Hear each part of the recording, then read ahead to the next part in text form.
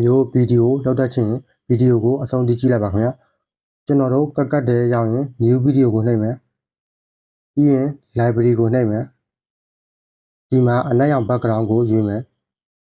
ပြီးရင် add ကိုနှိပ်မယ်ကျွန်တော်တို့ဒီမှာစာရေးဖို့ဒီအောက်က touch ကိုနှိပ်မယ်ပြီးရင် attach ကိုနှိပ်မယ်ဒီ under touch မှာစာရေးမယ်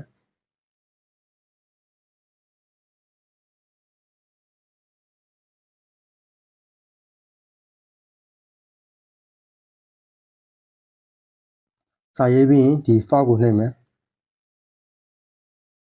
ဒီမှာကိုကြိုက်တဲ့ font ရွေးပါကျွန်တော်တို့ဒီ font ကိုရွေးလိုက်မယ် font ကဒါမျိုးကြီးကြီးဆိုရင်ပိုကောင်းပါတယ်ပြီးရင်အမှန်ကြီးကိုနှိပ်ပြလိုက်မယ်ပြီးရင်ဒီအပေါ်ကအနက်ရောင် background ကိုကျွန်တော်တို့5စက္ကန့်လောက်ထားလိုက်မယ်ဒါမျိုးလေးဆွဲပြီးထားလိုက်မယ်ပြီးရင်ဒီအောက်က touch လေးအောက်ကိုလည်း5စက္ကန့်လောက်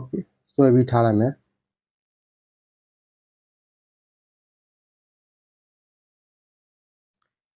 ပြီးရင်ဒီ timeline indicator ကိုဒီ touch လေးရဲ့1စက္ကန့်လောက်မှာထားမယ်ပြီးရင် keyframe ကိုနှိပ်မယ်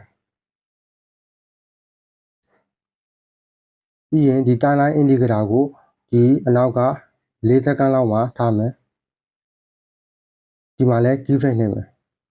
ဒီဒုတိယ keyframe နေရာမှာဒီစာလုံးကိုဒါမျိုးလေးဆွဲချက်လိုက်မယ်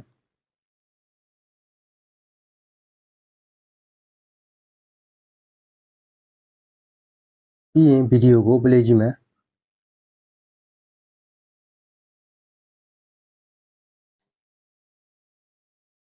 ပြီးရင်ဒီအနောက်က ending ကိုဒါမျိုးလေးဆက်လက်ပြီးတော့ဒီမှာ delete ကိုနှိပ်ပြီးဖြတ်လိုက်မယ်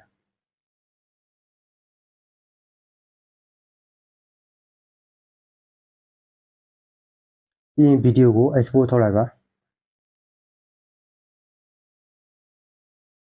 ပြီးရင်ကျွန်တော်တို့ new video ကိုပြန်နှိပ်မယ်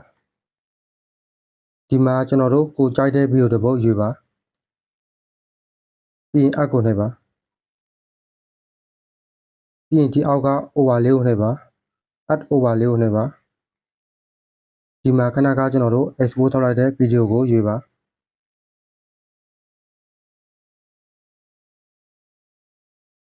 ပြီးရင် add ကိုနှိပ်ပါဒီမှာ overlay ထည့်လိုက်တဲ့ဗီဒီယိုကိုအနောက်ကဗီဒီယိုနဲ့ညှိလိုက်ပါဒါမျိုးလေးလက်နဲ့ဆွဲပြီးတော့ညှိလိုက်ပါပြီးရင်ဒီအောက်က supply ကိုနှိပ်ပါဒီမှာဒါကန်ကိုရွေးပါပြီးအမှန်ကြီးကိုနှိပ်လိုက်ပါပြီးရင်ကျွန်တော်တို့ဗီဒီယိုကိုပြန် play ကြည့်မယ်